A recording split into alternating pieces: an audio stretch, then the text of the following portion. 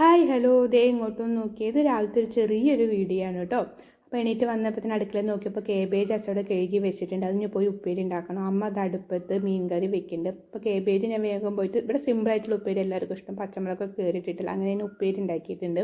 അടുപ്പത്ത് നമ്മൾ green tea തിളയ്ക്കുന്നു, തിളയ്ക്കാൻ പാടില്ല, വേഗം പോയിട്ട് അത് ഓഫാക്കിയിട്ടുണ്ട്. പിന്നെ എൻ്റെ ഒരു അടുത്തൊരു പണിയും അയിലച്ചമ്പം കുറച്ച് മാറ്റി വെച്ചിട്ടുണ്ട്. അപ്പോൾ അതൊന്ന് വറക്കണം. അതിനുള്ള മസാല കഴിഞ്ഞിരിക്കുന്നു. ഇന്ന് ഞാൻ മസാല സെറ്റാക്കി വെക്കിയിട്ടുണ്ടായിരുന്നു, പക്ഷെ ഇന്ന് കഴിഞ്ഞു.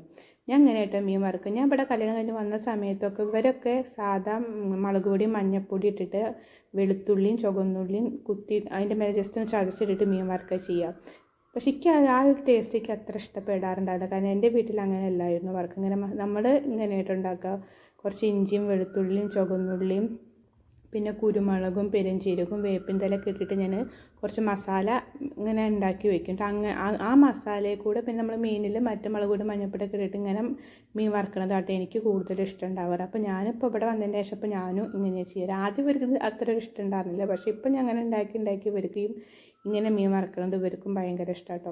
ഇങ്ങനെ ഉണ്ടാക്കി വെച്ചാൽ ഒരു പണിക്ക് പെട്ടെന്ന് തന്നെ പണി കഴിയുന്ന പോലെ തോന്നും. നമ്മളിങ്ങനെ മസാല ഇങ്ങനെ സെറ്റാക്കിയിട്ട് നമ്മളതൊരു പാത്രത്തിലാക്കിയിട്ട് ഫ്രിഡ്ജിലൊക്കെ വെച്ചിട്ടുണ്ടെങ്കിൽ അത് ഏകദേശം ഇപ്പോൾ ഒരാഴ്ച വരയ്ക്കൊക്കെ ഉണ്ടാവും. പിന്നെ അത് കഴിഞ്ഞ് ഞാൻ പിന്നെ ഉണ്ടാക്കും. അപ്പോൾ എന്തോ ഇത് ഇങ്ങനെ വറുക്കുന്നതിന് നല്ലൊരു ടേസ്റ്റ് തോന്നും.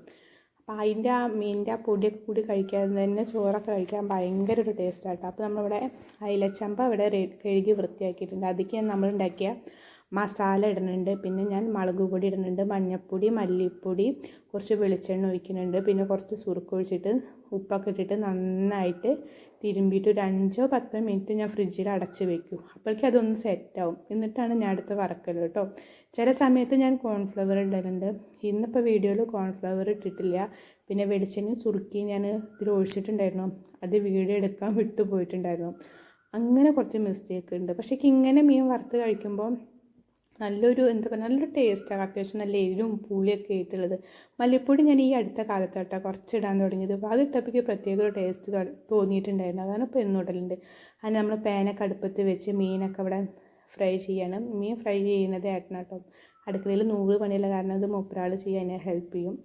ഇത് ലാസ്റ്റ് നമ്മൾ മീനൊക്കെ വറുത്ത് കഴിഞ്ഞതിൻ്റെ കുറച്ച് പൊട്ടും പൊടിയിലൊക്കെ ചോറിട്ടിട്ട് കഴിക്കാൻ എനിക്ക് ഭയങ്കര ഇഷ്ടമാട്ടോ.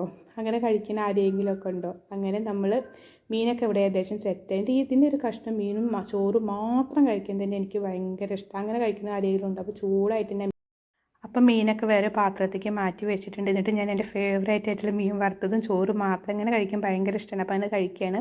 അപ്പോൾ എൻ്റെ ചെറിയ വീഡിയോ ഇഷ്ടപ്പെട്ടിട്ടുണ്ടെങ്കിൽ എല്ലാ കൂട്ടുകാരും ലൈക്കും ചെയ്ത് ഷെയറും ചെയ്ത് സബ്സ്ക്രൈബും ചെയ്ത് ഒന്ന് സപ്പോർട്ട് ചെയ്യണം കേട്ടോ. Okay tata bye.